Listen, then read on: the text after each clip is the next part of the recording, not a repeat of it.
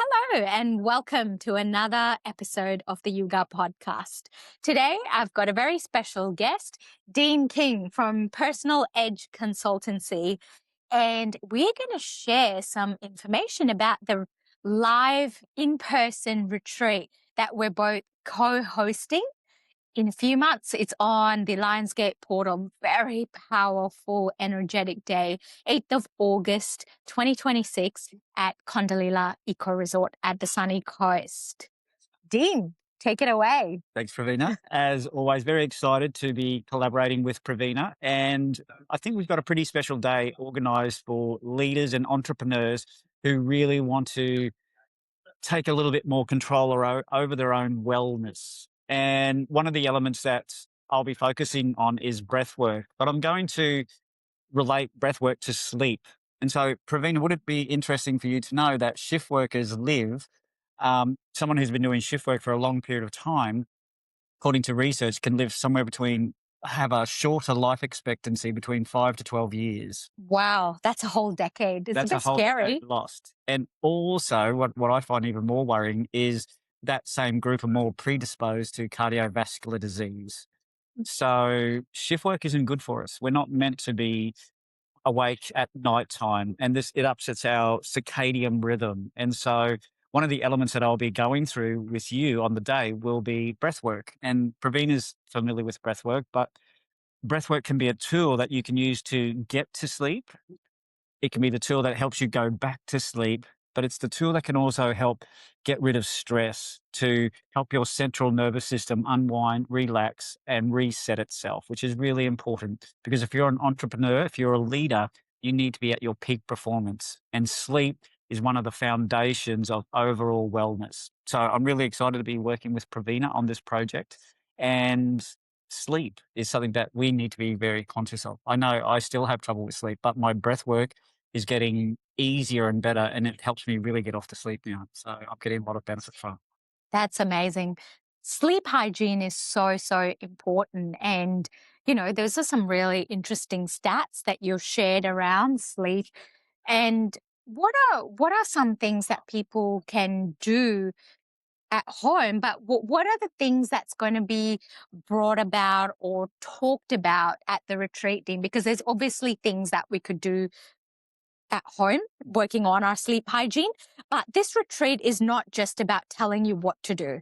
So how are we going to shift the understanding or thinking around sleep, Dean, at the retreat? What is our point of difference there? That's a really good question. Not sure if I've got a really good answer, but what I can share with you is what I've been learning and studying over the last couple of years is that you need to develop a habit of sleep and some rituals that go with sleep. So one, control the environment. The environment is really important. So if you can minimize light, so have a dark room, control the temperature. So we sleep better in a cold room versus a hot room. Control the noise, so environmental noise. So again, that environmental noise. So depending on where you're living, if you're living on a main road, that's going to be challenging versus if you're living in the suburbs on the back of a park, that's going to be completely different. But controlling the light, controlling the noise, and what's the other element I just mentioned? About temperature. Temperature. So, and controlling the temperature. We sleep better in a cool environment.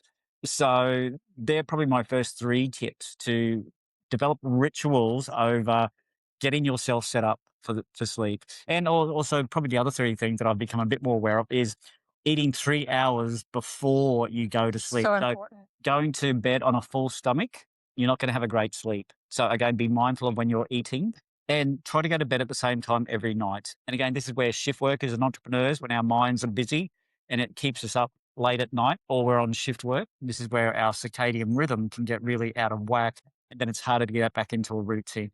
So control the environment, control the light, control the noise, set yourself up for success. And entrepreneurs know that. So that'll be one element that we'll be discussing, but we'll be linking that to breath work so you can, again, take control of your breath, the only thing that we can take control of, to manage your emotions and manage your thoughts, but to relax your physical body. Amazing. And that's exactly what I wanted to highlight for you today because, all of this information is available on the internet. You can Google it, you can chat GPT or Claude it. But what we're going to offer you is a chance to actually embody it. So as Dean mentioned, through various powerful breathwork practices, and we're not just talking 5 or 10 minutes, we're talking hours of conscious breath, which is probably the most that some people have done in their entire lifetime, to be honest. But on top of that, we've got other powerful practices that have stood the test of time. One of those linked to sleep is a yoga nidra practice, which is a very, very powerful form of meditation where we consciously relax every single part of our body. And there's actually tests that are done that shows that a 20-minute yoga nidra practice is equal to 6 to 8 hours of sleep. It has the same effect on your body if you do it right. And that's where we come in, because we're going to teach you how to get that right. And that's really good. I think that's a good thing to point out, that we're not here to, for me anyway, not here to teach you the theory, but to give you the experience of breath work, to give you the experience of movement, and for you then to grab it and run with it, but apply it to your life, because you're the expert in your own life. So we're here to guide you and to give you some of the tools, knowledge, and techniques to be able to go home and apply this to your life, because you know what's going to work for you. And I think Praveena's, the other thing that I'm excited to hear about is around the intuition. So talk to me about the intuition. Absolutely. So intuition is very highly misunderstood. There's lots of definitions floating around online. A lot of people think it's very woo-woo. Actually, I've done another podcast that deep dives on intuition, so that I'll link that in the comments too, for you to get an idea about what intuition really is from a science background, neuroscience background. But I'm going to read out some stats here, which I think will blow your mind, because it did for me. So get this. Your body processes 11 million bits of information per second. So that's through the nervous system. So the longest nerve is the vagus nerve that runs all through your body, all the way until all your extremities. So your nervous system processes 11 million bits of information per second. In contrast, your conscious mind, the one that we use to think with, our logic brain, it processes just 40 bits per second. So where's 11 million and 40 bits? That's a huge gap.